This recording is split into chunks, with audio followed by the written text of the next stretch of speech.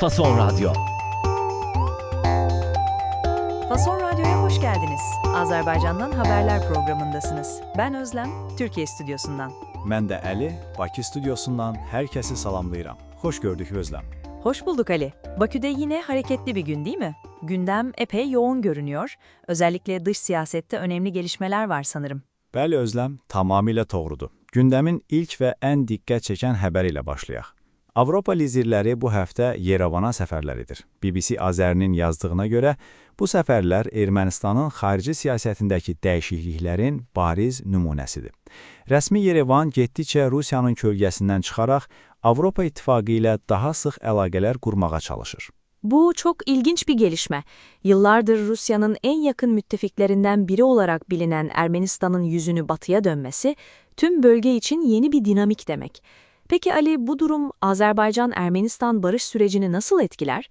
Bakü bu gelişmeleri nasıl karşılıyor? Çox yerində bir sualdır. Rəsmi Bakı bu prosesi çox diqqətlə izləyir. Azərbaycan tərəfi hər zaman bəyan edib ki, Ermənistanın hansı birliklərlə əməkdaşlıq etməsi onun suveren hüququdur. Ancaq əsas məsələ bu yaxınlaşmanın regiondakı sülh prosesinə necə təsir edəcəyidir. Əgər Qərb ölkələri və Avropa İttifaqı prosesdə neytral vasitəçi rolunu qoruyub saxlasa, bu müsbət qarşılana bilər. Lakin bu, birtərəfli şəkildə Ermənistanı dəstəkləmək və Azərbaycana təzyiq göstərmək məqsədi daşıyarsa, o zaman onsuz da kövrək olan sülh danışıqlarına mənfi təsir göstərə bilər.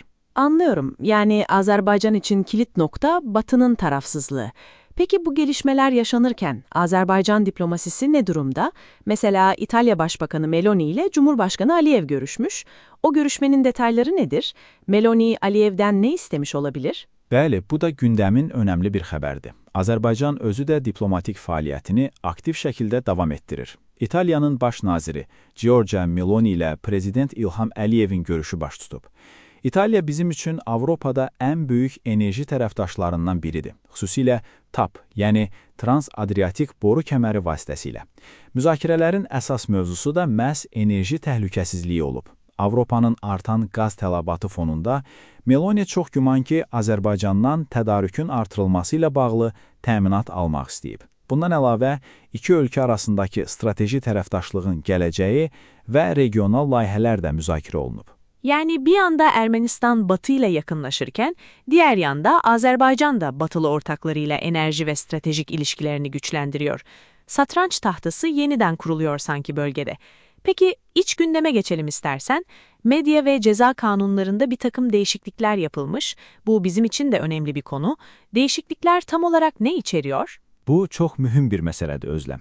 Prezidentin fərmanı ilə Cinayət Məcəlləsi, Cinayət Prosessual Məcəllə və eyni zamanda informasiya haqqında və media haqqında qanunlara dəyişikliklər edilib. Rəsmi açıqlamalara görə bu dəyişikliklər informasiya təhlükəsizliyini gücləndirmək, dezinformasiya və saxta xəbərlərlə mübarizəni daha effektiv etmək məqsədi daşıyır. Dezinformasyonla mücadele kulağa iyi gelse de bu tür yasalar genellikle medya özgürlüğünü kısıtlamak için bir araç olarak da kullanılabiliyor. Azerbaycan'da zaten bu konuda hassas bir durum var. Mesela bağımsız medya organları, Azatlık veya Meydan TV gibi platformlar bu yeni düzenlemeler hakkında ne diyor? Eleştiriler var mı?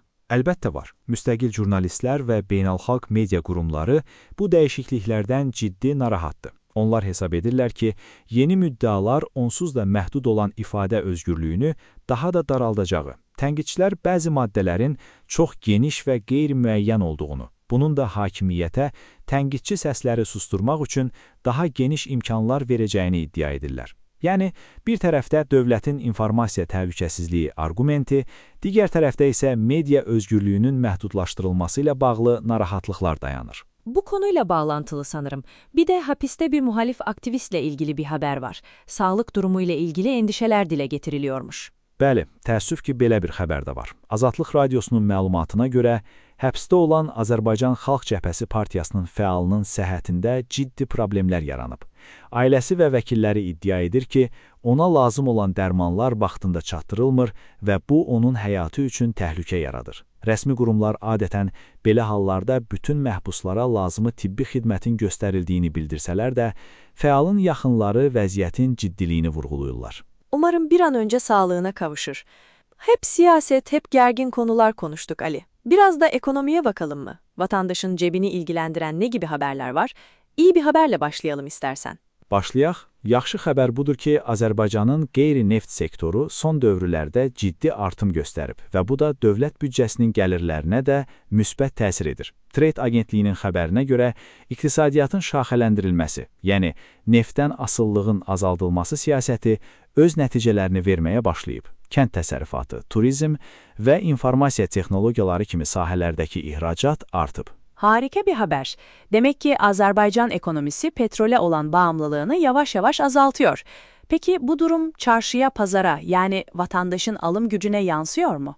Bu çox yaxşı sualdır. Çünki burada bir-birinə zid görünən iki proses var. Qeyri-neft sektorundakı artıma baxmayaraq, Mərkəzi Bank bu günlərdə inflyasiya gözləntisini yüksəldib. Yəni, qiymət artışının davam edəcəyi proqnozlaşdırılır. Eyvah! Yani bir yandan ekonomi petrol dışı alanlarda büyüyor ama diğer yandan hayat pahalılığı da artacak. Neden peki? Merkez Bankası bu artış tahminini neye dayandırıyor? Bunun bir neçə səbəbi var. Həm qlobal bazarlardakı qiymət artışları, həm də ölkəyə idxal olunan məhsulların bahalaşması inflyasiyaya təsir edən əsas amillərdir. Bu da o deməkdir ki, makroiqtisadi göstəricilər yaxşılaşsa da, adi vətəndaşlar bir müddət daha alıcılıq qabiliyyətinin aşağı düşməsini hiss edə bilərlər. Anladım. Küresel bir sorun bu ne yazık ki. O zaman gündemi biraz daha hafif, gündelik hayattan bir haberle kapatalım mı? Bakü'de hayat nasıl akıyor? Olar əlbəttə. Bakıdan bir xəbər verim. Azərbaycan Qida Təhlükəsizliyi Agentliyi, yəni AQTA, paytaxtda yoxlamalar keçirib. Nəticədə sanitar-gigiyenik normalara əməl etməyən məşhur restoranlardan birinin fəaliyyəti müvəqqəti olaraq dayandırılıb. Gıda denetimi. Bizde de zabıta ve ilgili bakanlıklar sık sık yapar. Demek ki Bakü'de de bu konuya hassasiyet gösteriliyor. Hijyen önemli tabii, yay ayları yaklaşırken. Bəli, xüsusilə də yay mövsümü yaxınlaşdıqca bu cür yoxlamaların sayı artırılır. İctimai iaşə obyektlərində vəziyyətin nəzarətdə saxlanılması vacibdir. Ali, verdiğin bilgiler için çok teşekkürler. Bugün de Azerbaycan gündemini seninle bir solukta turladık. Mən təşəkkür edirəm Özlem. Bizi dinləyən hər kəsə də təşəkkürlər. Fason Radyo'da Azerbaycan'dan haberlerin sonuna geldik. Yarın yine aynı saatte buluşmak üzere. Hoşça kalın.